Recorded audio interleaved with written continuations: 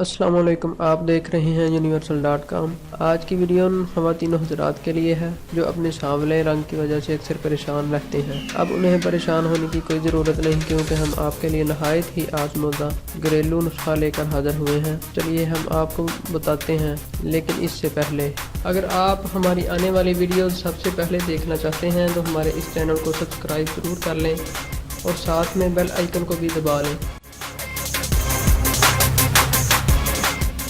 ख़वातीन हज़रात, आलू और हल्दी सिर्फ खाने के लिए नहीं बल्कि चेहरे की जिल्द को चमकदार बनाने, चेहरे से दाग धब्बे साफ़ करने और रंगत निखारने के लिए भी इस्तेमाल होते हैं।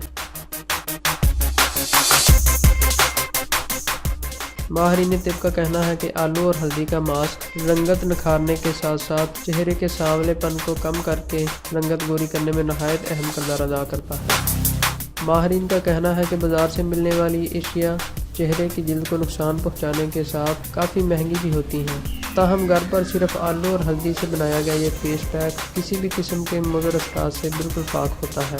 कच्चे आलू के गोदे में थोड़ा सा हल्दी का पाउडर मिलाने या पाउडर की जगह हल्दी की जड़ से रस निकालकर आलू के गोदे में मिलाने के बाद चेहरे और गले पर तकरीबन 30 मिनट तक लगाने से जिल्द साफ़ होकर चमकदार हो जाती है, जबकि इसे मुसलसल इस्तेमाल करने से रंगत में काफ़ी हद तक निखार पैदा हो जाता है।